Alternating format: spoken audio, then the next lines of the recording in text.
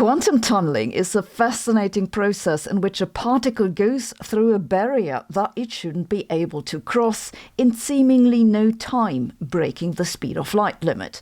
Or maybe not. Physicists have argued about just what goes on in quantum tunneling for a century. It seems like the kind of esoteric quantum problem that'll never be answered. But just last week, the situation changed. Tunneling is one of these weird things that can happen in the quantum world, but that's totally at odds with our everyday experience. If you hit your head against a wall, it'll either go through or it won't. If your head was a quantum particle, it would always have a chance of it going through. Tunneling can happen whenever you have a quantum particle that faces a barrier which takes energy to overcome. This could be, for example, because a particle is trapped by some kind of attractive force. You could imagine it being gravity, but it could be anything. The particle needs a certain amount of energy to escape that trap. Also, it seems. Because if you take a quantum particle, it can get out of the trap even if it doesn't have the necessary energy. Basically, it takes the energy from nowhere, escapes, and then hands the energy back to nowhere, so that energy conservation is fulfilled. This sounds crazy, but quantum tunneling is a real and measurable effect. It's what scanning tunneling microscopes are based on, and it plays an important role for nuclear fusion, where particles face such a barrier. Nuclei are all positively charged, so if one approaches the other, it'll be repelled by the electric force. However, the strong nuclear force is attractive. It only becomes relevant at short distances between the nuclei. If you add these forces together, that creates a potential barrier. That nuclei can tunnel through this barrier is why fusion in our sun works. The tunneling effect is not difficult to calculate. You can see here what happens if you take a particle that's localized to a sort of lump initially and then let it hit an energy barrier. This energy barrier, which you see here, isn't a real wall. It's just some sort of obstacle that takes energy to overcome, like the previously mentioned repulsive force. You can see that if the quantum particle hits the wall, most of it is reflected, but some of it goes through. That's the tunneling. But what's this shape that I've drawn here? This isn't the actual particle, it's the probability to find the particle, because that's how quantum mechanics works. So what the mathematics tells us is that any one particle has a certain probability of just going through the wall. The weird thing is now this: if you compare the speed of the particle that goes through the wall with one that never encounters the wall, then it seems like the one which went through the wall will, on average, be faster, because the average is where the bump of this distribution is. If the particle was a quantum of light, then that means it must have been faster than light. This isn't a joke. There have actually been experiments where they measured this, or at least it's what they think they measured. You see, the problem is that you can't really tell how long the particle took to travel because you don't know exactly where the particle came from. Maybe the particles that arrived sooner were just the ones that left earlier.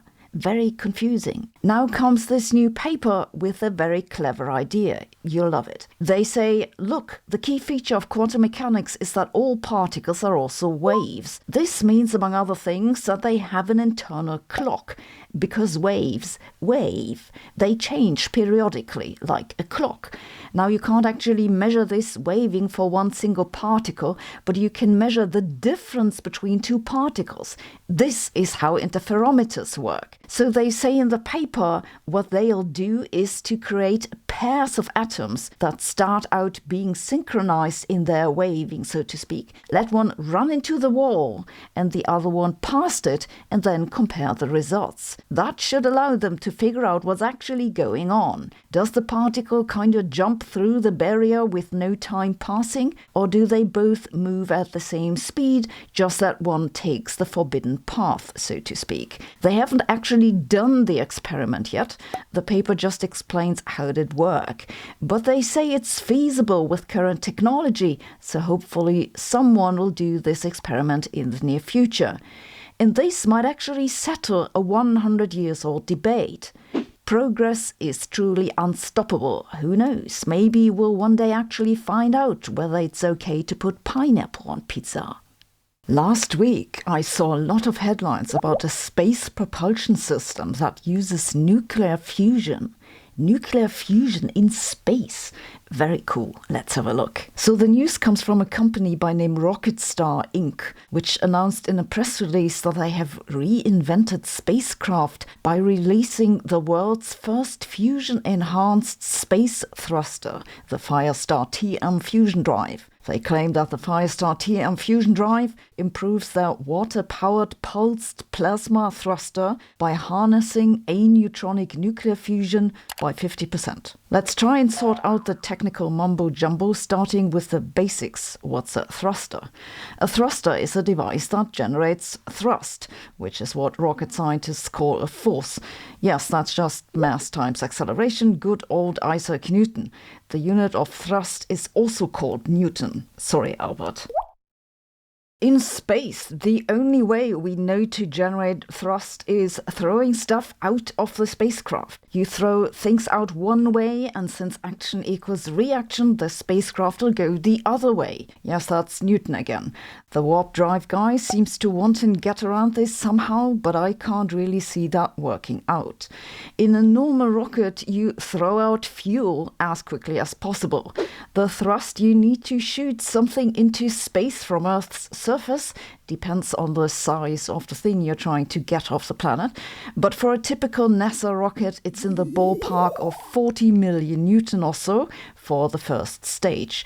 That's a lot, and is why space travel is so difficult and also expensive. A plasma thruster now is a different propulsion method, though it works by the same basic principle, namely throwing stuff out. In this case, you take some sort of gas and make a plasma out of it by electric sparks. That the gas becomes a plasma means that the electrons float around freely and are no longer bound to the atoms. Once you have the plasma, you can separate that into positive and negative charges, accelerate them with electric and magnetic fields, and then throw them out of the spacecraft. Plasma thrusters do exist. In one of the most widely used ones, the gas comes from evaporating Teflon. The nice thing about plasma thrusters is that they're very energy efficient. This is because with the electric and magnetic fields, you can convert a big part of the energy into directed motion of your fuel, that's the plasma. Chemical propellants are far less efficient. The downside of plasma thrusters is that they produce very little thrust. We're typically speaking about a few millinewton. You can't use these thrusters to get anything off the planet. However, once you're in space, you need very little thrust to move a spacecraft. Suppose you have a satellite in orbit or a telescope at its intended location. The only thing you need to do then is minor corrections. And then what matters isn't lots of thrust, but that the energy source survives for a long time. Plasma thrusters are really good at that. Okay, so that explains the thruster and the plasma. Now, this new company has been using plasma created just from water. Water has a fairly low density, so that sounds not so great. On the other hand, some amounts of water have been found on the moon and on some asteroids, and it could be something that a spacecraft can actually refuel, which is hard to do with Teflon, unless possibly an alien pan dealer comes your way. And that it's pulsed means what you think it means. They shoot the stuff out in pulses. That's probably more efficient than doing it continuously because you don't want the ions to get in the way of each other as you accelerate them. Now the thing with the fusion. If you ionize water, you don't just get H2O ions. Ripping off the electrons tends to destabilize the entire molecule, so it often falls apart into an HO and an H, which is just a proton. These guys now shoot with a boron beam at the protons. The boron nucleus can capture the proton, which creates a carbon isotope that's unstable and decays into several helium nuclei. The point of doing this is that the binding energy of carbon is lower than that of boron, so that process releases energy. Among the elements that you can fuse with a proton, boron has the second lowest energy threshold for a fusion process that does not release a neutron. This is why it's called aneutronic. That's nice because neutron radiation is really nasty and rapidly degrades materials. This is also why boron fusion would be much preferable for fusion reactors. However, getting boron to fuse with hydrogen requires much higher temperatures than the more commonly pursued deuterium-tritium fusion, so very few groups work on that. In any case, these guys now say, hey, we inject the boron into the plasma. The boron fuses with some of the protons. That creates carbon, which decays, and we get an extra kick. They say they've measured the decay products, so they know that the fusion actually happens. Their press release says it's increased the thrust by 50%. That brings them to maybe 24 millinewton. They're planning to launch their propulsion system into space with the SpaceX rocket in July to see how it performs. And that's all well and good, but I think the key question is how much energy they had to use to arrive at that increase in thrust. Unfortunately, the press release doesn't say anything about it. I'm somewhat skeptical it's energy efficient, because if it was, why aren't they just producing energy with boron fusion? You might find 24 millinewton a bit disappointing, so let me not withhold from you that engineers have totally made conceptual plans for powering rockets for good with nuclear fusion or fission. The most famous example is maybe the Project Orion, that was based on the idea of detonating small nuclear bombs behind the spacecraft and then riding on the shock waves. The concept was abandoned in the 1960s, though the idea of riding on shock waves later became the founding principle of social media. If that isn't quite your thing, you can use pretty much any nuclear fusion reactor as a propulsion device, because they generate fast charged particles that you can throw out one end of the rocket and off you go. That could generate a lot of thrust from very little fuel, which is ideal for space travel. And yes, that means that every company which is working on nuclear fusion reactors is basically also working on a rocket propulsion system, though it'd work better for smaller devices. That said, I'm wondering now, why does Einstein not have a unit named after him? I'd like to propose we use the Einstein as a unit of ingenuity. I'll give fusion-enhanced plasma thrusters 0.1 Einstein. Not a bad start, but more work is needed. Last week, I saw some scary headlines. The many worlds interpretation now has many more worlds, they said. The infinite multiverse could be infinitely bigger. No one needs that, I thought. But I had a look at the paper, and it turned out to be not remotely as bad as the headlines made me think. Indeed, I very much welcome this paper. Well, at least I do in this universe. Let's have a look. You've probably heard a lot about how quantum mechanics is supposedly strange and impossible to understand. But I think there's really only one problem with quantum mechanics. No, it's not that the German word Quanten also means stinky feet. It's that quantum mechanics doesn't describe the world that we actually experience, or at least the one that I experience, because for all I know, you don't exist. In my experience, tables are either in one place or another, but not in several places at the same time. Cats are either dead or alive, but not both. I either talk or I don't talk, but you can usually tell which. Things have definite properties. In quantum mechanics, in contrast, objects don't have definite properties until you measure them. Quantum mechanics tells you that it makes no sense to ask whether the cat is dead or alive, or where a particle is, until you've made a measurement. That's what makes quantum mechanics strange. Physicists call the non-quantum world with definite properties classical. The problem with quantum mechanics is the emergence of the classical world. It just doesn't come out of the maths. It's not there. This is why quantum mechanics has this clumsy fix that's called the measurement postulate. The measurement postulate just says Okay, but whenever we look, they do have definite properties. The issue with the measurement postulate is that we don't actually know what a measurement is. Okay, it's an interaction with a measurement apparatus, but then what's a measurement apparatus? In a paper that I continue to find hilarious, a bunch of physicists assumed a single photon can be a measurement apparatus and concluded that therefore reality doesn't exist. You would have thought that this is the ultimate reductio ad absurdum, but no, they seem to actually believe that this means reality doesn't exist. The new paper works kind of like that too. To be fair, physicists have not just twiddled thumbs in the past century, they have tried to explain what a measurement is with an idea called decoherence. Decoherence is the loss of coherence that happens when you interact too much with your environment. That is true for particles as well as for parties. But for particles, the environment is typically air or vibrations or light or even the cosmic background radiation.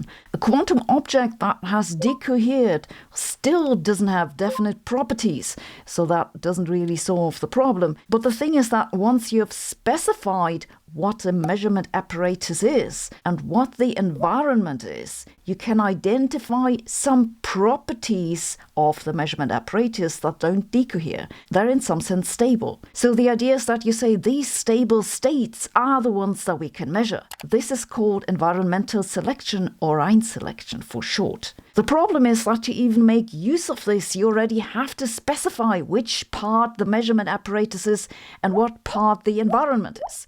A decade ago or so, I thought about this longer than I probably should have and arrived at the conclusion that Einselection can't solve the measurement problem. The funny thing about the new paper is now that they asked the same question as I did, got the same answer, namely that it's not possible, but drew a completely different conclusion. You see, what they did in the paper is that they generated some simple examples of systems that can represent the measurement apparatus plus its environment. And then they ask, if we just try out all possible divisions into two parts, do we find one that's special so that we can identify the measurement apparatus as the one part and the other as the environment? Their answer is no.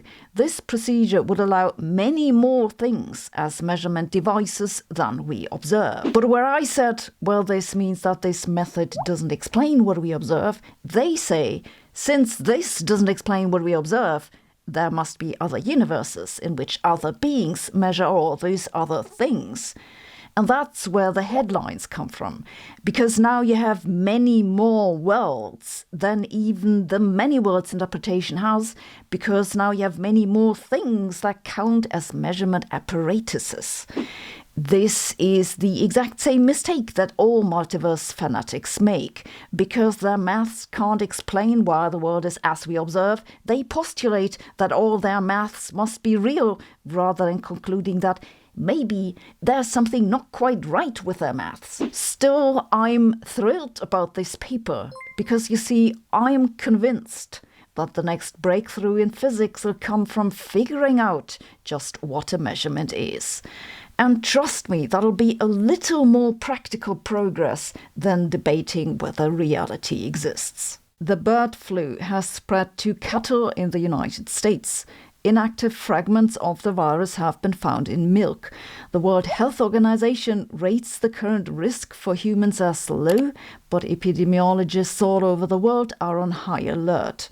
I have the summary. The avian influenza, commonly known as bird flu, comes in many strains. The strain of the current outbreak is H5N1. It was first isolated in farmed geese in China in 1996. Wild birds have since spread it all over the world. Among birds, it has a fatality rate exceeding 90% within 48 hours. That's bad for the birds, but good for us, because it means that outbreaks are discovered very quickly and contaminated poultry is very unlikely unlikely to enter the food chain. The variant that currently concerns researchers has the number 2344B, just so you've seen it in case someone asks you on the street tomorrow. This variant was first documented in October 2020 in the Netherlands. Within a few months, it had spread across Europe and to Africa, Asia, and America. In recent years, there have been numerous reports that this variant has infected mammals, including otters, foxes, bears, minks, cats, and now cattle herds in the United States. This new outbreak began in March. By last week, the virus had spread to more than 36 herds in 8 states. Genetic analysis suggests the outbreak likely originated from a single spillover event from birds, and the virus then spread between cattle herds. This is bad news.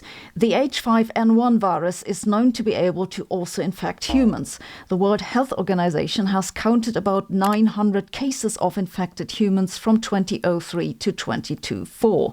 About 50% of the infected people died. However, these numbers are for earlier variants of the strain, not the current one. So while a 50% case fatality rate sounds alarming, there's no reason to think that the variant which is currently circulating would be that fatal. Indeed, for the current outbreak in the US, there has so far only been one reported case of an infection in humans, a dairy farm worker in Texas. He had mild symptoms and seems to have recovered well. However, scientists suspect that more people have been infected, just that no one noticed. The World Health Organization says that there are no virus sequences from dairy cattle in the USA that have well-recognized markers of mammalian adaptation. So again, no reason for alarm. Still, this appears to be the first time this virus has managed to spread widely among cattle, which is clearly not good. The American Food and Drug Administration, FDA for short, has further reported that they took samples of pasteurized milk and analyzed it for traces of the virus. Pasteurized milk is the one you usually buy in the supermarket, which has been heated to avoid microbial contamination. The FDA found inactive fragments of the virus in 1 out of 5 milk samples. They later also tested other dairy products, such as cottage cheese and sour cream, with similar results. Virus fragments, but no live viruses. These fragments cannot lead to infections, but the FDA advises strongly that if you live in the United States, that you avoid raw milk and do not give it to your cats either. Epidemiologist Eric Feigl-Ding says that at the moment he wouldn't even touch pasteurized milk because he believes viruses could survive inside of fat droplets in the milk. He sticks with ultra-pasteurized milk that is heated more. The FDA also tested infant formula and powdered milk but didn't find any traces of the virus. The World Health Organization assesses the current risk for humans as low, but says that the situation requires real-time monitoring. This basically means they think it could get worse very quickly. There's no documented case of human-to-human transmission with the current variant. However, there have been reports of human-to-human transmissions with earlier variants of the H5N1 virus. And yes, there are vaccines against the bird flu, both for birds as well as humans. Some of the vaccines for humans have been approved for use in the United States and in the European Union. However, since the vaccines would have to be adapted to a particular variant in an emergency situation, no one sits on huge stockpiles. So vaccines would have to be mass-produced very quickly should the need arise. It's unclear how well the vaccines work in humans because infections are so incredibly rare that there's no data. That the bird flu jumps over to humans is a disaster waiting to happen. It's not a question of whether it'll happen, but just when. There's a real risk that this is the start of the next global pandemic. Or maybe we'll get lucky and it'll take a few more years, but the next pandemic will come, and birds are a very likely source. Indeed, scientists think that the Spanish flu pandemic of 1918 was caused by a mutation of a bird flu virus. It's not the kind of thing that I normally talk about, and part of me feels like I shouldn't touch the topic. Then again, it's a situation that can rapidly get worse, and I think I have somewhat of a responsibility here to keep you informed. Or maybe I'm just a shill for the soy milk industry.